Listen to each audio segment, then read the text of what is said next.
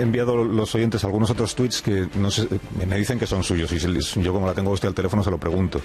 Un tuit de agosto del año 2013 en el que dice: esperemos que Cristina Cifuentes muera antes de las 12, será un puntazo que muera en el aniversario del pioletazo a otra rata, en el aniversario de la muerte de Trotsky, entiendo. ¿Esto lo escribió usted? Pues no publiqué eso, para nada, no lo recuerdo. Ajá. Y me han mirado varios, pero los he buscado y no aparece. ¿Tiene usted una cierta tendencia a desear la muerte de aquel que no comparte sus ideas? Para nada, eso es absolutamente falso. Buenas noches. La tuitera Cassandra ha montado en cólera tras inquirirle un periodista si desea la muerte a todos aquellos que no piensan como ella. En su historial tuitero ha deseado la muerte a Cifuentes, a Rajoy, a Sánchez Dragó, a Salvador Sostras y a un largo etcétera de políticos y periodistas que no comulgan con su ideología de extrema izquierda. Ahora asegura que la condena de la Audiencia Nacional le destroza la vida por tan solo bromear, y en Podemos salen en tromba en su defensa. Es esta la libertad que defienden en la formación morada, lo vemos en las 5 W. Y empezamos por el qué. La tuitera Cassandra ve peligrar sus planes de futuro tras la condena de la Audiencia Nacional que le impide ejercer como profesora o recibir una beca durante los próximos 7 años. Y precisamente a la docencia era a lo que se quería dedicar. Así lo ha dicho esta profesional del insulto y de la amenaza. Con la sentencia judicial que la condena, muchos padres respirarán tranquilos. Apenas se le condena a 12 meses de prisión, por lo que no ingresará en la cárcel por asegurar de manera pública cosas como esta: matar a Rajoy, una travesura infantil, o que por matar a Salvador Sostras en otros países sería legal y se premiaría con medalla de honor. También deseó la muerte de Angela Merkel y fantaseó con ejecutar a Sánchez Dragó, a Cifuentes, a los fachas, a quienes disfrutan de los Sanfermines, a los canis. Soñaba también con poner una bomba a los pies de la Virgen del Carmen. Ahora afirma que se trataban de bromas o directamente fakes inventados a través de falsas capturas inventadas, y ni siquiera es lo suficientemente valiente de mantener todo aquello que escribió de forma pública y abierta durante más de 3 años. Reconoce, eso sí, que ahora no lo volvería a hacer, no porque se arrepienta, sino por las consecuencias que ha tenido. Desde Unidos Podemos cierran filas en torno a esta odiadora profesional y piden a la Audiencia Nacional que derogue de manera inmediata la sentencia que le condena. E incluso han organizado un crowdfunding para sufragar las costas del juicio, a las que también han condenado a esta murciana.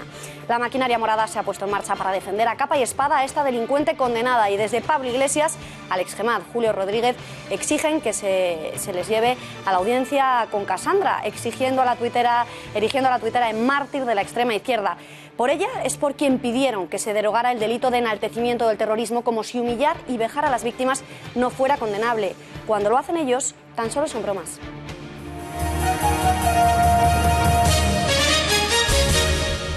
El descontento de la crisis ha traído consigo el viejo fantasma de los populismos. Son movimientos que promueven soluciones sencillas a problemas complejos, pero que finalmente solo generan mayor insatisfacción. A su llegada a Malta para asistir a la cumbre del Partido Popular Europeo, Mariano Rajoy ha reivindicado el éxito del proyecto europeo común en plena sacudida del Brexit, frente a la insatisfacción que a la larga dan los populismos, que a su juicio promueven soluciones sencillas a problemas complejos. Durante su intervención en el Congreso del PP Europeo, Rajoy ha defendido la Unión Europea y el proyecto de paz, solidaridad y democracia que ha impulsado. Para hablar mal de Europa, ha dicho, ya hay mucho voluntario. Hablemos bien los que creemos en este proyecto. Una arenga a sus socios en la que ha querido reafirmar la seriedad de su fuerza política frente a los populistas. Sigamos trabajando con determinación, haciendo las cosas bien y siendo serios. Lo único que funciona en la vida, al menos en el medio y en el largo plazo, es ser serio y hacerlo bien. Porque lo único que funciona en la vida, al menos en el medio y en el largo plazo, es ser serio y hacerlo bien. Muchas gracias. El presidente del Gobierno valora ahora muy positivamente esta cualidad ante sus socios europeos, pero se le olvida que él no es ningún modelo de seriedad para sus votantes. Y es que la promesa de derogación de leyes ideológicas aprobadas durante la legislatura de Zapatero, que llevó en su programa electoral, no es lo único que ha incumplido desde que llegara a la Moncloa. A Mariano Rajoy no le gustaba la manía del gobierno de parecer moderno cuando gobernaba el socialista José Luis Rodríguez Zapatero, y por eso prometió cambiar la ley de matrimonio gay y la reforma del aborto aprobadas por los progresistas. pero una vez en el poder no lo hizo. He tomado una decisión que es la más sensata. Vamos a seguir trabajando por la cohesión, y lo que no podemos tener es una ley que cuando llegue otro gobierno pues la cambie al medio minuto. Tampoco usó su mayoría absoluta para derogar la ley de memoria histórica que ahora vuelven a intentar imponer PSOE y Podemos a dúo, y contra la que tanto protestan los populares. Lo tuvieron en su mano, pero simplemente no lo hicieron. Lo mismo con la política con ETA, que tanto apoyo les otorgó a los populares en las calles. Esta misma semana las víctimas veían impotentes cómo el hombre que secuestró y asesinó a Miguel Ángel Blanco abandonaba la cárcel para poder hacer visitas a su padre. Porque los que apoyan a ETA son los que apoyan a ETA, se llamen Sortu, Batasuna, Herri Batasuna o se llamen como quieran. ¿Y qué decir de lo económico? Sería un enorme error no bajar los impuestos. No es bueno en estos momentos, si queremos continuar por la senda de la recuperación económica que comenzó en el año 2014 después de las reformas, subir impuestos. No más impuestos, no más impuestos. Pues desde 2011 se han producido 30 subidas de tasas, la última ya en la nueva legislatura. Y no solo de ser serios, ha hablado el presidente que tras conseguir el apoyo de Ciudadanos para sus presupuestos en una conversación telefónica in extremis mantenida ayer con el líder de Ciudadanos, Albert Rivera, desde Malta ha reconocido que a veces las cosas difíciles tienen más atractivo. De momento todo parece indicar que conseguir el respaldo de los naranjas no ha debido resultar nada fácil, por lo que imaginamos que el presidente estará satisfecho, y es que la formación liderada por Rivera ha conseguido arrancar al Ejecutivo 2.000 millones extra para gasto social y la rebaja del IVA cultural al 10%. Hasta Rivera se ha quedado atónito de la generosidad de los populares y ha tenido que reconocer que el acuerdo alcanzado es mucho mejor de lo esperado. Un punto fundamental de aquel acuerdo, que es no se toca el IRPF otra vez, no se vuelve a subir el IVA. Así que me parece que esos dos elementos son determinantes. No hay más impuestos, se mejora, se distribuye mejor el gasto y la inversión en políticas más productivas y, sobre todo, no hay recortes. Finalmente, como les digo, el acuerdo al que hemos alcanzado con el Partido Popular, con el Gobierno, debo reconocerles que es incluso mejor de lo que esperábamos. Habíamos pactado en un preacuerdo, como ustedes saben, el techo de gasto de 3.850 millones, finalmente serán 4.087 millones.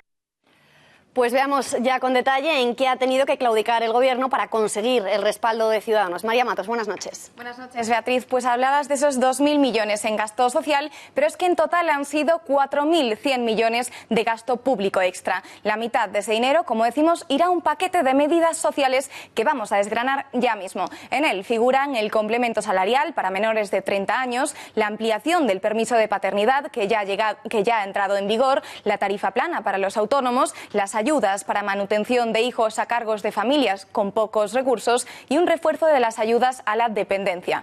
Por otro lado, de estos 4.100 millones, unos 1.200 se van a destinar al cheque de formación con el objetivo de invertir en un plan de choque contra el fracaso escolar y en otras medidas en el ámbito de la educación, como la gratuidad de libros para familias con dificultades económicas. También llevarán a cabo lo que Montoro anunciaba esta misma semana: sacarán a concurso 67.000 nuevas plazas de funcionarios y se comprometen a consolidar los puestos de 250.000 internos en los próximos 3 años. Se mantendrá al 100% la contratación de personal cuando alguien se jubile en los servicios esenciales como para la sanidad, la educación, fuerzas y cuerpos de seguridad del Estado, además de servicios sociales. Para el resto será del 50%. También hay novedades en el salario de los trabajadores públicos. Subirá un 1%, aunque es una cifra que los representantes de los trabajadores han rechazado porque supone una pérdida de poder adquisitivo respecto a la subida del IPC, que cerró en 2006 con un incremento del 1,5%.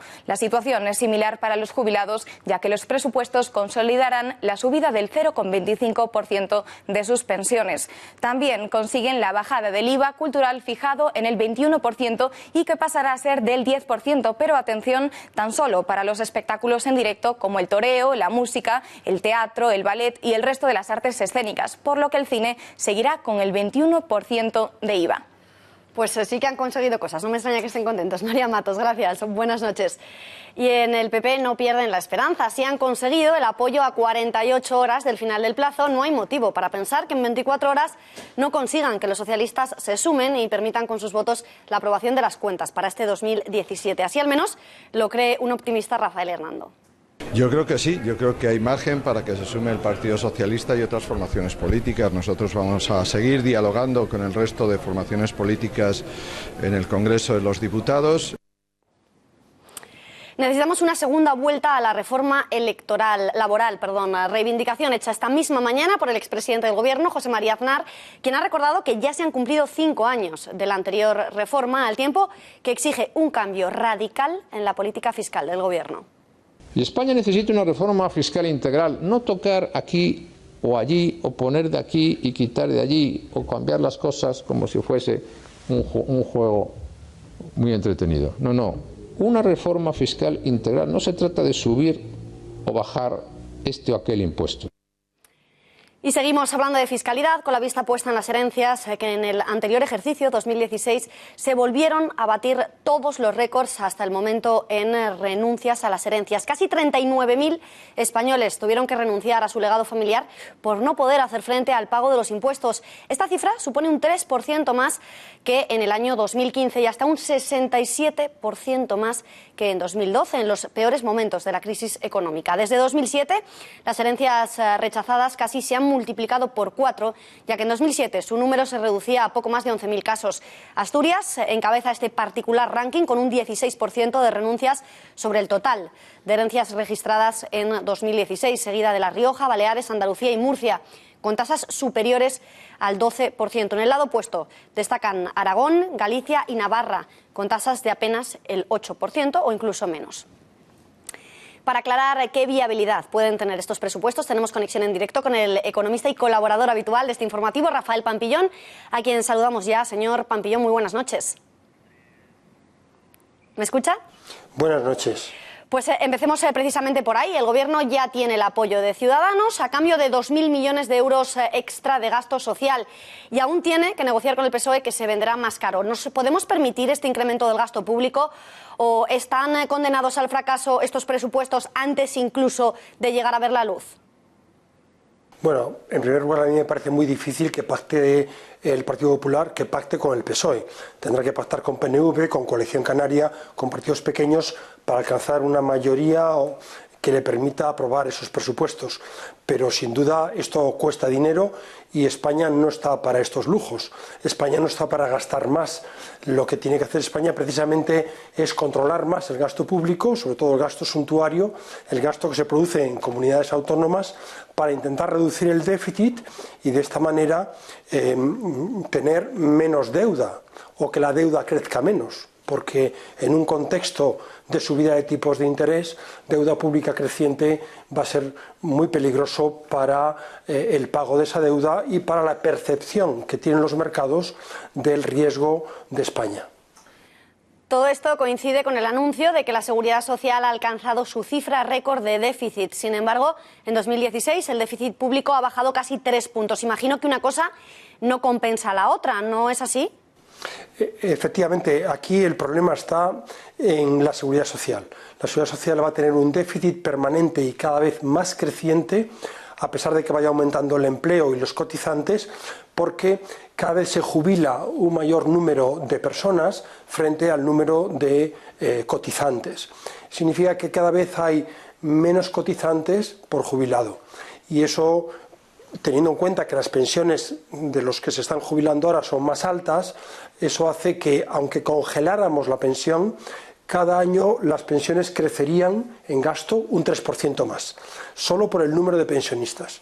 Y ese es un problema que tiene la economía española y que, lógicamente, hay que resolver alargando la edad de jubilación, hay que resolver compatibilizando la pensión con el trabajo para que sigan cotizando los pensionistas, en definitiva de buscar soluciones a un problema que sin duda afecta muy negativamente a las cuentas públicas.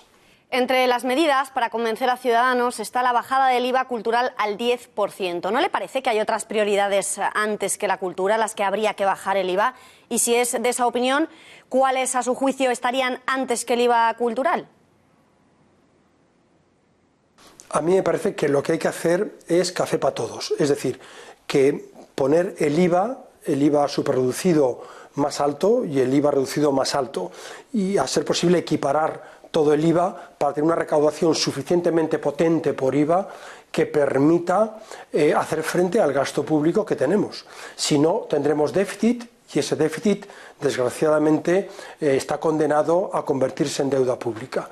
O sea que eso de bajar el IVA a unos, a los otros mantenérselo, a mí me parece que es algo que discrimina a unos frente a otros. Pero bueno, si para pactar con Ciudadanos y conseguir los votos de Ciudadanos hay que bajar el IVA a la cultura, pues se le baja el IVA a la cultura, para poder tener unos presupuestos para el año 17, que es el año en el que estamos y que todavía no tenemos presupuestos. El expresidente Aznar ha vuelto a demandar hoy al gobierno de Rajoy dar una segunda vuelta a la reforma laboral. ¿Cree usted que tiene razón Aznar, que habría que incluir, y si es así, qué habría que incluir en esta segunda reforma? Bueno, en la reforma laboral, pues yo creo que hay que, en vez de esa cláusula en que las empresas se pueden descolgar del convenio colectivo, que es una actitud como negativa, lo que habría que añadir es que las empresas, si quieren, que se cuelguen en el convenio colectivo. Lo que hay que intentar es que la determinación de los salarios se haga en las empresas, que es donde se pueden subir o bajar salarios dependiendo de la productividad y dependiendo de los beneficios y de las posibilidades que tienen las empresas. Y luego ir más hacia un contrato único, hacia un contrato en el que no hubiese tanta temporalidad. España tiene un récord dentro de la OCDE de temporalidad. Hay que reducir la temporalidad y para eso hay que hacer una reforma laboral que reduzca los contratos temporales y a poder ser unificar todo tipo de contratos. Y ya por último, señor Pampillón, hoy hemos conocido un dato escalofriante. En 2016 se han vuelto a pulverizar todos los récords en cuanto a herencias en nuestro país. Casi 39.000 españoles han tenido que renunciar a su legado familiar por no poder pagar los impuestos. ¿Cómo se soluciona este problema? Bueno, a veces hay que renunciar a la herencia porque no hay dinero para pagar esos impuestos. Hay comunidades autónomas que tienen unos impuestos más altos sobre la herencia y comunidades autónomas que prácticamente no tienen impuestos sobre la herencia. Y lógicamente eso depende de la legislación de cada comunidad autónoma. Por tanto, o se unifican los impuestos sobre la herencia para toda España, o siempre habrá comunidades autónomas que tienen impuestos muy altos sobre la herencia y que desgraciadamente no se puede percibir esa herencia porque el impuesto que hay que pagar es muy alto.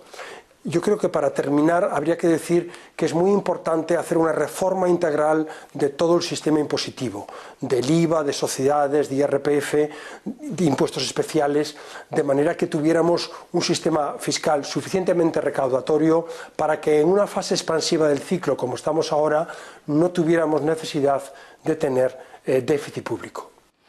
Señor Pampillón, gracias un día más por habernos ayudado a entender un poquito más las noticias económicas y buenas noches. Que tengan buena noche. Gracias. Igualmente.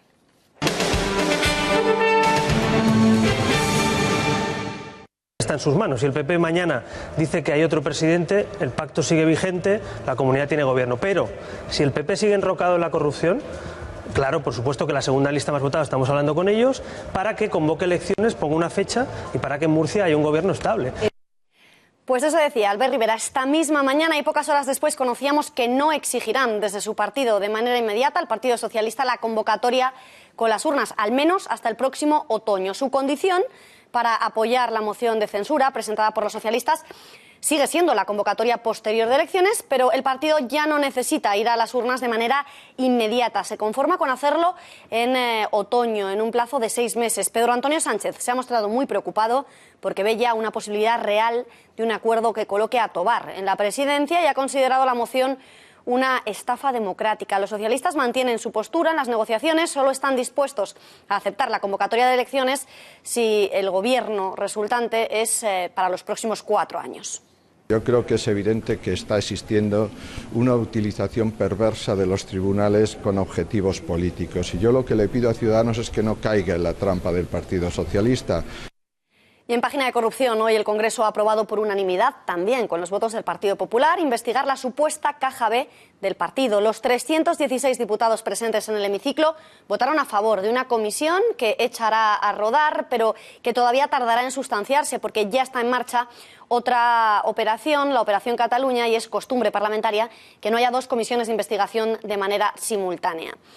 Unos nuevos papeles publicados por el diario El Mundo demuestran que la campaña del Partido Popular en Madrid en el año 2007 se financió de manera irregular. Tiene todos los detalles Laura Fernández Cañas. Nos vamos hasta la redacción. Laura, ¿qué dicen exactamente estos nuevos documentos? Buenas noches. Buenas noches, Beatriz. Pues sí, la polémica vuelve a estar servida en Génova, y esto debido a los últimos documentos que se encontraron en la casa del exgerente del PP madrileño Beltrán Gutiérrez. Pero ¿de qué se tratan estos documentos? ¿Por qué son tan polémicos? Estos documentos son unos manuscritos que probarían que la financiación de las campañas electorales autonómicas y municipales del 2007 del Partido Popular fueron financiadas con dinero no solo del partido. En los papeles escritos por el mismo Beltrán Gutiérrez aparecen algunos gastos pagados con IVA y otros sin IVA. ¿Qué significa esto? Pues que gran parte de ese dinero lo pagaron los empresarios madrileños. Esos los que aparecían sin IVA. La parte que aparecía con IVA lo pagaba el PP, porque algo tenían que declarar oficialmente. Recordemos que en ese momento estaba a la cabeza del partido Esperanza Aguirre, por lo cual sería ella la principal responsable de estos papeles. Ahora nos quedará esperar solo las consecuencias que estos papeles puedan traer penales a Esperanza Aguirre.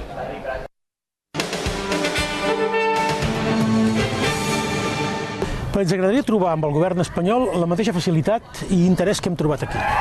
És a dir, poder parlar amb responsables del govern espanyol i amb l'ampli espectre polític de... Carles Puigdemont sigue jugando al líder internacional de un país inexistente en su periplo por Estados Unidos, del que se muestra de lo más satisfecho. Sigue además comparando a los congresistas estadounidenses con el gobierno de nuestro país, con el que dice le gustaría que las relaciones fueran tan fluidas como lo están siendo en el país norteamericano. Pero si Puigdemont juega a ser presidente, Raül Romeva no iba a ser menos y firma un artículo publicado en la prensa británica como ministro de Asuntos Exteriores de Cataluña. El independentista se ha separado, él solito, él mismo, de España, se ha erigido en ministro de un país imaginario y se la ha conseguido colar nada más y nada menos que al prestigioso diario The Guardian.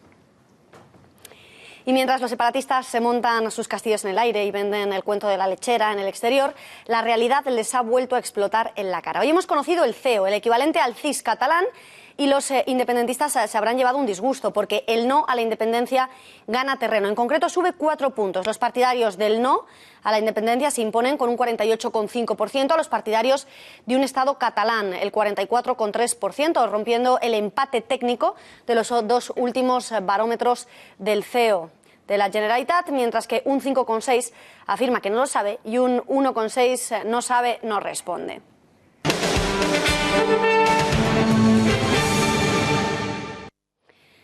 Podemos ha vuelto a acaparar a todos los flashes al sumarse al último numerito de los diputados de los partidos nacionalistas como el PDeCAT, Esquerra y Compromís. Han abandonado el pleno en solidaridad con Francesc Homs, que ayer era apartado de su escaño en cumplimiento de la condena que le inhabilita a ejercer ningún cargo público por esa convocatoria y organización del 9N del año 2014. Veamos cómo han justificado tanto nacionalistas como el líder de Podemos su ausencia del hemiciclo por una decisión judicial. Para ello contamos con la ayuda de Paloma Valverde, que ha estado siguiendo durante toda la mañana el discurrir de estos acontecimientos. Paloma, ¿qué es lo que han dicho para explicar esta decisión de marcharse? Buenas noches. Buenas noches, Beatriz. Así es, el diputado Carles Campuzano ha solicitado la palabra para intentar defender a su grupo tras la expulsión de Francesc Homs. La presidenta del Congreso, Ana Pastor, le ha denegado el turno de palabra y ha sido en ese momento cuando se ha producido la reivindicación por parte de estos diputados que han abandonado el hemiciclo. Veamos ahora cuáles han sido las explicaciones de los líderes de estos partidos. Y agradecemos al conjunto de los grupos que nos han acompañado en este gesto que hemos hecho, que expresa una idea fundamental, que la cuestión catalana hoy es la cuestión democrática en España. Sentencia política que ya estaba, si no redactada, si dictaminada, antes que empezara el mismo juicio, razón por la cual, repetimos, la vía autoritaria de respuesta por parte de la Administración española es una vía autoritaria de corto recorrido porque la democracia es imbatible. No nos parece sensato que se haya retirado de su posición en el escaño al señor Homs, con el que tenemos muchas diferencias, y creo que la presidencia debería haber dado la palabra a sus diputados para al menos ejercer su derecho a la defensa. Pocos minutos después, los miembros de Unidos Podemos han vuelto al hemiciclo. Los de Esquerra Republicana lo han hecho solo para votar y los del Partido Demócrata de Cataluña lo harán el próximo martes, cuando ya esté el nuevo sustituto de Francesc Homs. Muchísimas gracias, Paloma. Y ahora sí, hablamos de la que se ha convertido en la protagonista de la jornada, la tuitera Cassandra Vera, que fue condenada ayer, recordamos, por la Audiencia Nacional a 12 meses de cárcel, por lo que no ingresará en prisión por unos tuits ofensivos en contra de Carrero Blanco. Ha montado hoy en cólera en contra del periodista Carlos Alsina, ya que considera que en su radio, en su entrevista, la han maltratado en antena. ¿Quieren saber por qué? Vean. ¿Tiene usted una cierta debilidad por la figura de Carrero Blanco? Publicó muchos tuits haciendo bromas sobre lo mismo. No, no hay ninguna debilidad. Yo he publicado casi 100.000 tweets, 13 de Carrero Blanco, uno de cada 7.000. No hay ninguna debilidad por la figura de Carrero Blanco. Me han enviado los oyentes algunos otros tuits que no sé, me dicen que son suyos, y yo, como la tengo a usted al teléfono, se lo pregunto. Un tuit de agosto del año 2013 en el que dice: esperemos que Cristina Cifuentes muera antes de las 12, será un puntazo que muera en el aniversario del pioletazo a otra rata, en el aniversario de la muerte de Trotsky, entiendo. ¿Esto lo escribió usted? Pues no publiqué eso, para nada, no lo recuerdo. Ajá. Y me han mirado varios, pero los he buscado y no aparece. Ya. ¿Tiene usted una cierta tendencia a desear la muerte de aquel que no comparte sus ideas? Para nada, eso es absolutamente falso. Tampoco. Bueno. Muéstrame pruebas de ello. Pues estos mensajes por los que ha sido condenado, en los que celebra la muerte de Luis Carrero Blanco o desea el asesinato a Cristina Cifuentes, no son ni muchísimo menos los únicos tuits violentos que publicó la tuitera Cassandra. María Durán, muy buenas noches. ¿Qué es lo más destacado de su timeline y qué reacciones ha provocado su condena? Muy buenas noches. Buenas noches, Beatriz. Pues esta joven ha arremetido contra multitud de políticos, eso sí, todos de derechas. Veamos por sus mensajes cómo deseaba el asesinato de Angela Merkel, el de Rajoy, que le parecía una travesura infantil, y aunque no le deseaba la muerte, vomitaba también dialécticamente contra el expresidente José María Aznar, al que calificaba de viejo borracho. Los periodistas conservadores tampoco son santo de su devoción. Afirmaba que matar a Salvador Sostres debería ser merecedor de un premio y se preguntaba, en un intento de ser graciosa, si la Unión Europea permitía matar al escritor Fernando Sánchez Drago. Otros destinatarios habituales de sus mensajes más violentos son los que ella define como fachas y que, basándonos en sus otros tuits, son pues todos aquellos que no piensan como ella. Así, con un sadismo bastante alarmante, fantasea con susurrar al oído de sus víctimas imaginarias y comparte una macabra fotografía de ajusticiados. Las figuras religiosas y los sanfermines tampoco le gustan. Afirma que le gustaría volar a la Virgen del Carmen, y de los aficionados a la fiesta de los sanfermines lamenta que no muera ninguno. Ha publicado abundantes mensajes de contenido extremadamente violento, como estos, en los que fantasea una y otra vez con matar a personas e incluso declara que sería perfectamente capaz de hacerlo. Y ante tan ejemplar actitud, pues desde Unidos Podemos reaccionan montando una campaña para exigir su absolución e incluso pidiendo ser llevados ante la justicia ellos también. Vean, el mismo tuit publicado por Pablo Iglesias, su jefa de gabinete y novia Irene Montero, el diputado Rafael Mayoral y el exgemat Julio Rodríguez. Además, Mayoral y Montero volvían a exigir la anulación de su condena en el Congreso. En primer lugar, lo que tendrá que hacer el Tribunal Supremo, lo que nosotros creemos que tiene que hacer es absolver, que es lo que toca, porque es un auténtico escándalo. ¿Qué dirían típico de una sentencia como esta? Quizás serían ellos los que estarían en estos momentos sentados en el banquillo, y serían ellos quizás los que tuvieran una condena. ¿Qué retrocesos democráticos a los que nos está sometiendo el PP y los instrumentos de los que se dota? Creo que en estos momentos es una vergüenza para la democracia esa sentencia, y lo único que podemos esperar es una absolución en el Tribunal Supremo.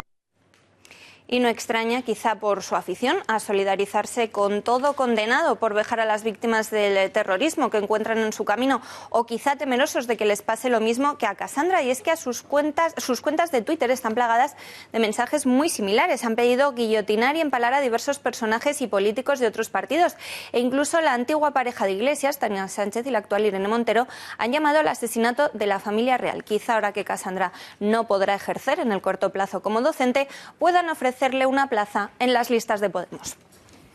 Pues muchísimas gracias, María. Cuando pasan apenas un minuto de las 9 de la noche es momento de hacer recuento, de contarles todo lo que nos queda todavía por contarles. Son muchísimas las novedades. Vamos a continuar escuchando reacciones y todo lo que ha ocurrido en torno a esta tuitera, a Cassandra, también esa petición a raíz de esta condena que hacían en Podemos para que se quite, para que se erradique del Código Penal el delito de enaltecimiento del terrorismo.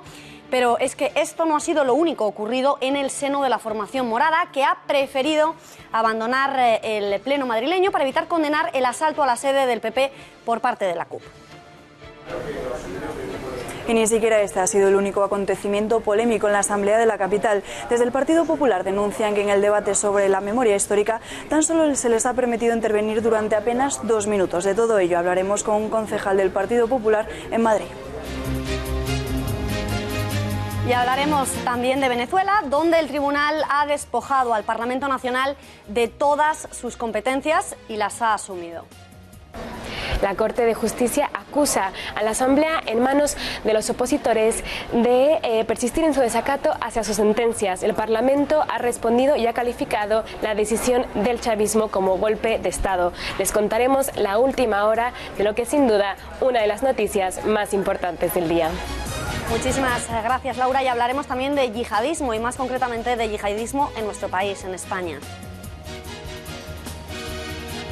Lo haremos con la ayuda de nuestro analista de seguridad y defensa, Bruno Navarro, con quien analizaremos el perfil de los musulmanes, tanto hombres como mujeres, que se radicalizan en España, y también les mostraremos el nuevo Molenbeek español. Está tan solo a 10 kilómetros de la Puerta del Sol.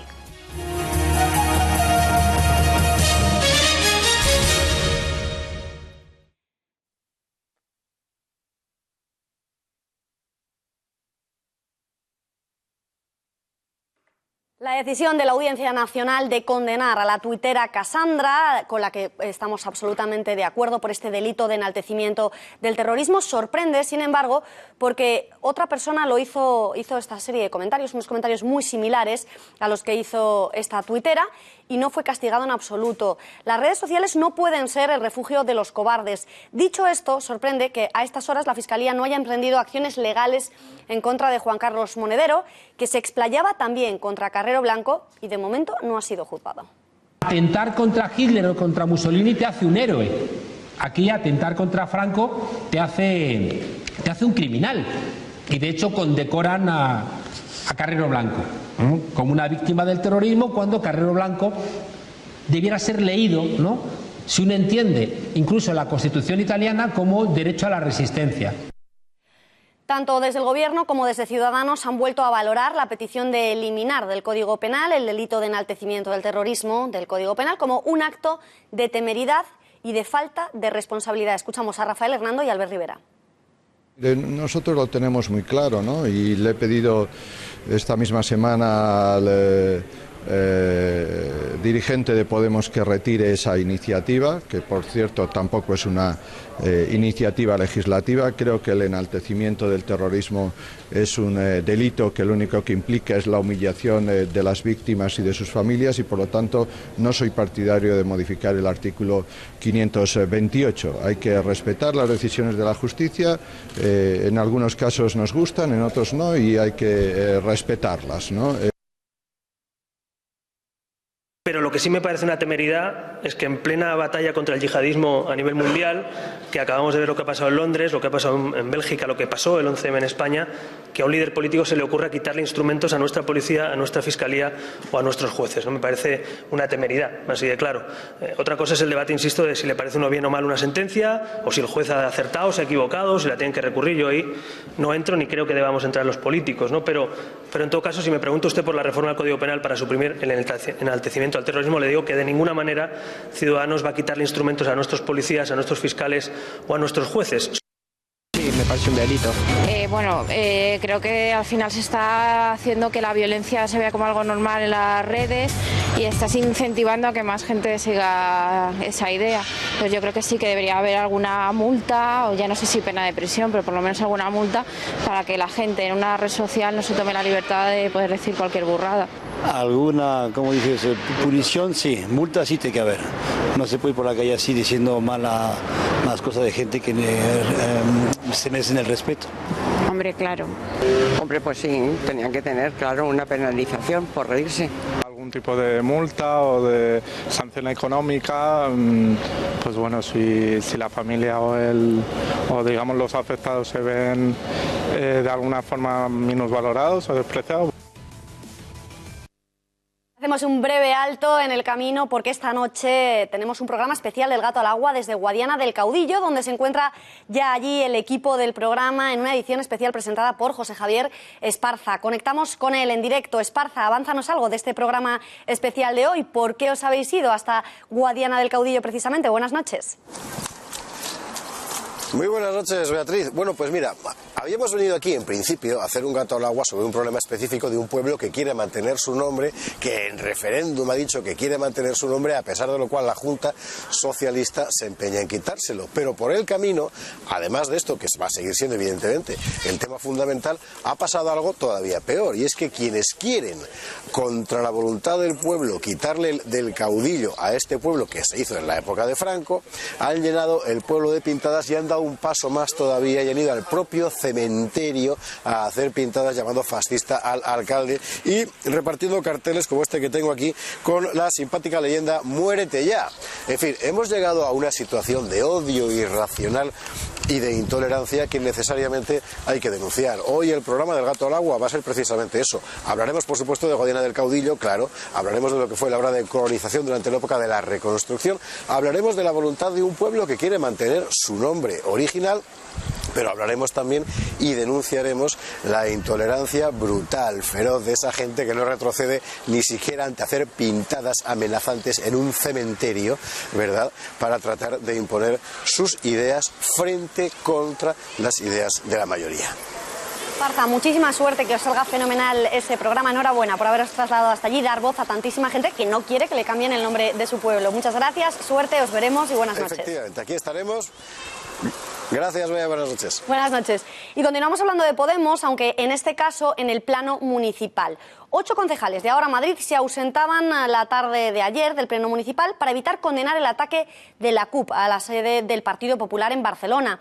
Pese a que sus escaños permanecían vacíos durante la votación, la propuesta del grupo de Esperanza Aguirre, en solidaridad con sus compañeros catalanes, ha sido aprobada por unanimidad, con el apoyo del resto de representantes de Ahora Madrid, el PSOE y Ciudadanos.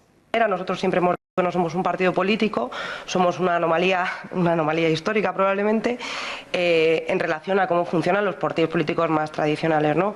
Yo creo que una de las principales tareas que hemos tenido en este Ayuntamiento de Madrid. Pues muchos son los acontecimientos que nos llevan a hablar del Ayuntamiento de Madrid. Para conocer de primera mano todos estos sucesos que les acabamos de contar, conectamos con el concejal de Ciudadanos, Sergio Bravezo. Señor Bravezo, muy buenas noches. Buenas noches. Buenas noches, ¿qué tal? ¿Cómo están? Hemos escuchado, les hemos contado también los insultos que le dedicaban a usted directamente, tanto la portavoz municipal, Rita Maestre, como el edil de Ganemos, Pablo Carmona. Le llamaron imbécil, le dijeron que usted había perdido la chaveta cuando ustedes se levantaron para aplaudir en una clara muestra de condena a los ediles de Ahora Madrid, que preferían abandonar el pleno antes que condenar abiertamente el ataque de la CUP a la sede del Partido Popular. ¿Es correcto? ¿Esto ha ocurrido exactamente así como lo he contado?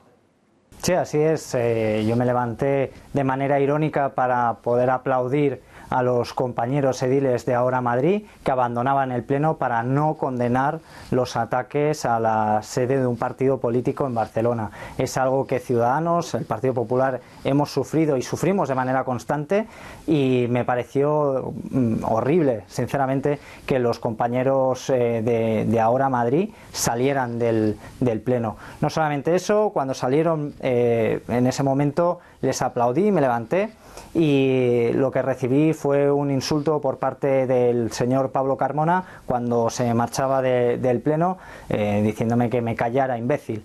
Eso es lo que recibí, y al finalizar el pleno bajé a hablar con el señor Nacho Murgui, y en ese momento la señora Rita Maestre intervino y me dijo que había perdido la chaveta. Bien, ese es el tipo de política que tenemos ahora en el Ayuntamiento de Madrid, un pleno el que tuvimos este este pasado miércoles durísimo, con enfrentamientos, con faltas de respeto. También quiero recordar la falta de respeto del señor García Castaño a mi portavoz Begoña Villacís durante el pleno cuando estuvo hablando. Señor Brabezo, gracias por intervenir y buenas noches.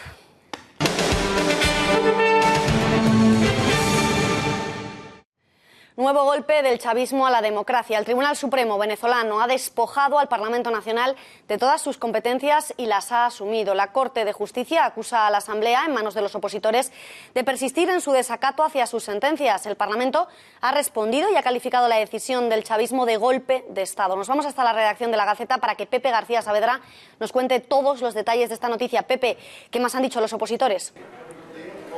Muy buenas noches, Beatriz. Los opositores han roto la sentencia y la han calificado de basura. El presidente de la Asamblea Nacional, Julio Borges, ha acusado a Nicolás Maduro de cometer un golpe de Estado tras esta sentencia del Tribunal Supremo en la que se arroga todas las competencias de la Asamblea Legislativa. Los chavistas aseguran que el Parlamento no está cumpliendo con sus sentencias y ha dicho que todas las actuaciones que tomen o lleven a cabo hasta el momento serán declaradas nulas. Los opositores, por su parte, califican, como hemos dicho, este acto de golpe de Estado y dicen que ha sido perpetrado por unos magistrados que han sido elegidos para quebrantar la Constitución. Julio Borges además ha hecho una llamada a las Fuerzas Armadas para que no se queden callados y actúen ante este quebranto constitucional. Además, han anunciado movilizaciones a lo largo y ancho de todo el país. Vamos a ver las declaraciones de Julio Borges. ¿Qué significa para nosotros esta sentencia?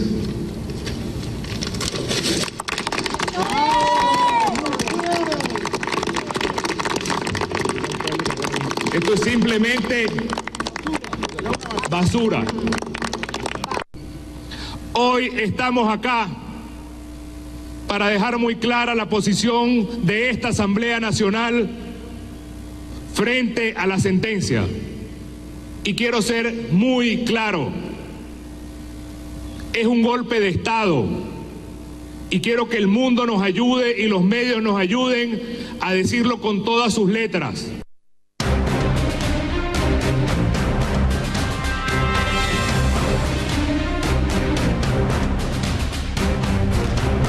Como excepción, tenemos nuestra sección de El Mundo en Guerra. Saludamos ya a Bruno Navarro. Bruno, buenas noches. Buenas noches. Y empezamos, si te parece, hablando del que ha sido el tema del día a causa de esa condena a la tuitera Cassandra, a raíz de la cual Podemos pedía eliminar del Código Penal el delito de enaltecimiento del terrorismo, que, por cierto, según fuentes de Interior, ha permitido detener a 5 yihadistas. Por un lado, me gustaría preguntarte cómo ha permitido este delito detener a los yihadistas y, por otro, a tu juicio y con tus conocimientos sobre seguridad, ¿por qué es necesario que la apología del terrorismo esté tipificada penalmente? Fundamentalmente es necesaria porque el no hacerlo induciría, es decir, el enaltecimiento del terrorismo, la apología del terrorismo, lo que hace es inducir a otros a realizar este tipo de delitos. Luego hay que cortarlo por lo sano. Esto es lo más importante. También porque el enaltecimiento del terrorismo suele estar ligado a la figura del reivindicador. Si no estuviera condenado, cualquier acto terrorista podría ser reivindicado indirectamente por el grupo terrorista, pero no por el grupo terrorista, por cualquiera que lo estuviera enalteciendo. No es los casos recientemente que estamos viendo en la televisión ahora, pero es muy habitual en grupos terroristas cuando no está penado. Y luego, fundamentalmente, y está así estipulado en el Código Penal, para proteger a las víctimas de esa humillación que se produce cuando los familiares o los propios afectados, si no murieron de actos terroristas, están siendo insultados y humillados permanentemente por esas declaraciones. Esta es la razón. Y luego la detención de yihadistas que hablabas, estamos hablando de 5 yihadistas desde 2015, en 2 años solamente 5. Y son pocos porque en realidad hablamos de condenados, detenidos ha habido 37 por este motivo. ¿Y por qué? ¿Porque se les hace seguimiento en las redes sociales, entiendo? Correcto, se les hace seguimiento en redes sociales o simplemente, más en ocasiones son suficientemente tontos o poco inteligentes para hacerlo de forma muy explícita. En uno de esos 5 casos llevó además a la detención, fue el hilo conductor de la detención de todo un comando que pretendía atentar. El último de los detenidos ha sido en febrero, pero claro, sentencias tendremos más adelante, no sabemos si absolverá o no. Es muy típico absolverles porque cuando la policía detecta detecta estas apologías del terrorismo lo que hace es detener lo antes posible para evitar la comisión de un delito, con lo cual hay pocas pruebas de terrorismo y al final suelen ser puestos en libertad, pero ahí hay 5 condenados. Pero bueno, el caso es que no pueden evitar celebrar y en las redes sociales, ¿no?, lo que les gusta y que al final es enaltecer el terrorismo. Además, hoy hemos conocido, Bruno, el perfil del yihadista en España. Se trata de hombres, de mujeres también, jóvenes, en paro, en el caso de ellas sin hijos normalmente, de segunda generación marroquí y autorradicalizados en las redes sociales. Esta es la descripción que hacen los expertos sobre este yihadista que está proliferando en nuestro país. ¿Coincides con esta descripción? Sí, hay matices, hay muchos estudios, hay que ver si están hablando de los que están detenidos, si están hablando en unos estudios son solamente del Estado Islámico, en el último del que hablamos generalmente se ha focalizado sobre todo en la mujer. Lo que es cierto es que la mayoría, el 90% son hombres, que son de 31 años, las mujeres más jóvenes naturalmente, casados y con hijos, las mujeres solteras, porque ¿Por qué naturalmente, casos, Bruno, dices? Perdona. Sí, se suelen coger más, radicalizar, se suelen captar más jóvenes y solteras y sin hijos, en muchos casos para poder lanzarlas al califato, enviarlas al califato y que puedan ser madres de futuros terroristas y que aquello perdure. Pero también... O sea, que se hace de una manera interesada, ¿no? El captar a un determinado rango de edad, pues cuanto más jóvenes en el caso de las mujeres mejor, y los hombres da un poco igual. Y luego también no se deja de captar mujeres casadas porque hay que reconocer que en estas sociedades, si la madre es una radical islámica, toda la familia acaba yendo a Siria o cometiendo atentados. Tienen una gran fortaleza para radicalizar al resto de la familia, que hemos visto recientemente en determinadas detenciones donde las madres estaban enviando a sus hijos. Claro, pero entonces interesaría que también se captara a madres, ¿no? Digo yo, aunque sean más mayores, dices, bueno, es que tienen tal ascendente sobre toda su familia que nos interesa también porque captas a la madre y ya tienes a todo el clan. Correcto. Digamos que la mitad de las mujeres son jóvenes solteras y la otra mitad son casadas. Pero aún así, cuando se hace la media de edad es mucho más baja entre las mujeres que entre los hombres radicalizados y detenidos. Luego también que son españoles, pero los españoles son de Ceuta y Melilla, por lo tanto al final son de origen musulmán, y los extranjeros, que son la otra mitad de los radicalizados, son de origen marroquíes que están en España. Suelen tener pocos estudios, pero las mujeres suelen tener bastantes más estudios que los hombres en las radicales islámicas, están más cultivadas, son naturalmente musulmanes de origen, hay pocos conversos. Los conversos suelen ser más peligrosos en este sentido, hay una mayor proporción de conversos radicalizados que de musulmanes de origen, y las motivaciones son, en España por lo menos, fundamentalmente religiosas a la hora de radicalizarse y cometer atentados.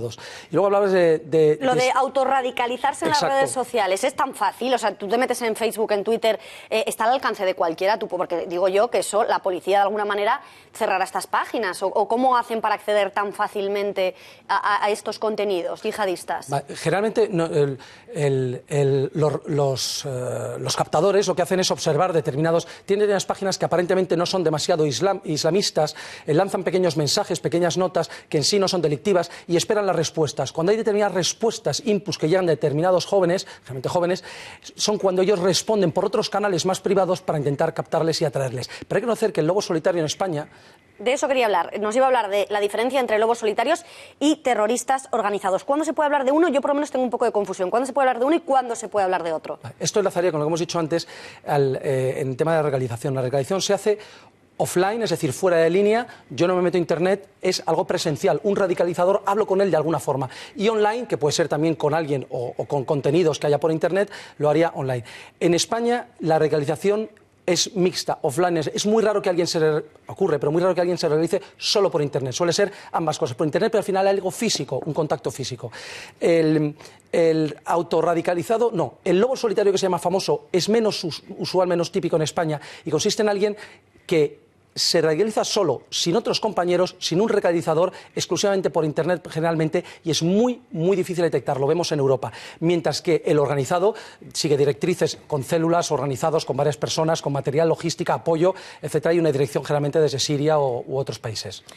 Bueno, Bruno, pues nos han quedado, como siempre, muchísimos asuntos en el tintero. Tenemos que hablar de un nuevo pueblo, a tan solo 10 kilómetros de la Puerta del Sol.